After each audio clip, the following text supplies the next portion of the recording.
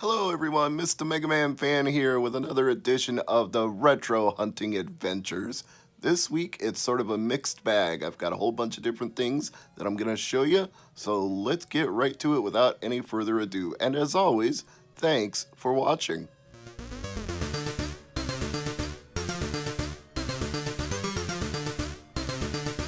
Yo, this is MegaMan, and you need to rock and or roll on over to Mr. MegaManFan's YouTube channel, because it's all that rush to make it happen. Peace!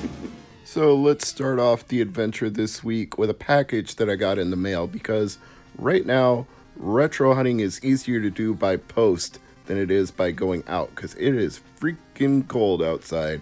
We've got temperatures in the teens and below right now, sometimes well below if you count the wind chill. Here I have Universal Studios theme park for Nintendo GameCube.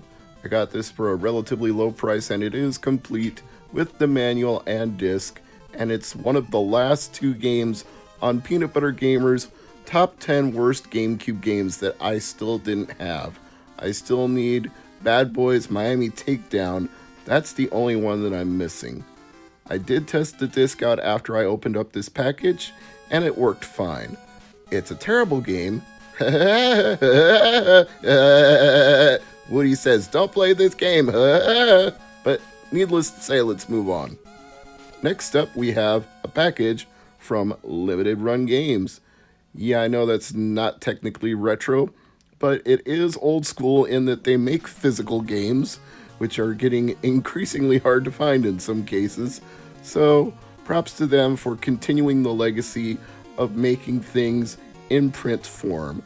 And what we have in this package is actually a replacement for a game they sent me that was damaged. You may have seen that video back in December, and here it is. Enter the Gungeon.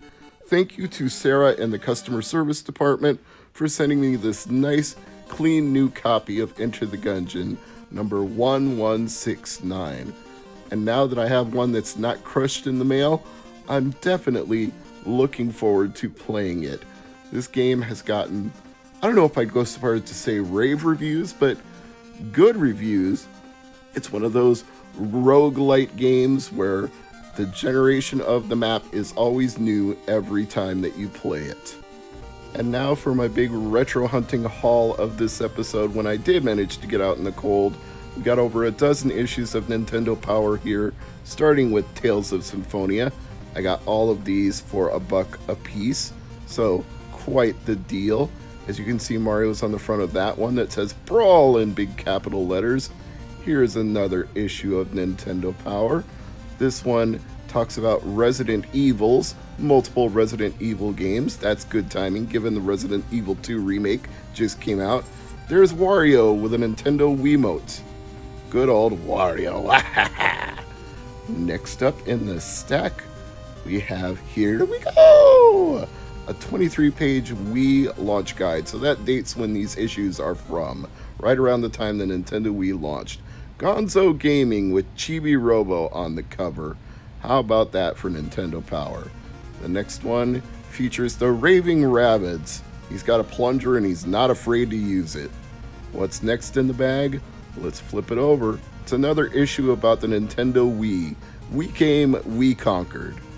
What else do we have in the bag?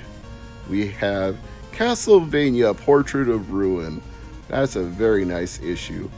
Almost want to frame that one. Pull out another one and see what we got here. The Nintendo Wi-Fi connection. The Wii and the DS both made extensive use of that, so they profiled it in a full issue of Nintendo Power. And here we have Shadow the Hedgehog in Hog Heaven. I like that cover as well. That's another one suitable for framing if I wasn't going to just thumb through it and read it. And Mario standing there sternly saying he's ready for Wi-Fi. They really were making a big deal out of the Wi-Fi connection around this time.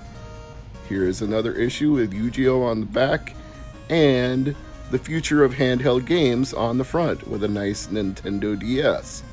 Next up out of the bag, let's see what else we got here. Kind of sticking to the bag, it won't let go. Come out, come out.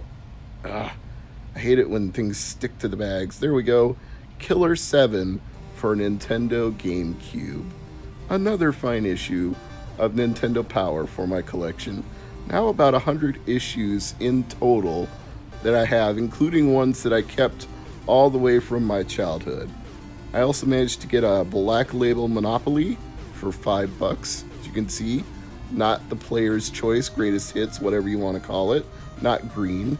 And I got Quick Yoga Training. Sometimes I just buy things that make me curious, and I was curious about that one. MLBPA Baseball for Sega Genesis, a sports game I didn't already have. And Halo Reach for the Xbox 360, which I believe is also Xbox One backward compatible. After that, I took a sojourn to Walmart to see if I could find any more games that I was looking for a cheap price, but all I found was the Flex family of products, which you have no doubt seen in Flex Tape and Flex Tape 2 The Flexening. John, you have sniffed too much Flex Glue! But so what? They're funny.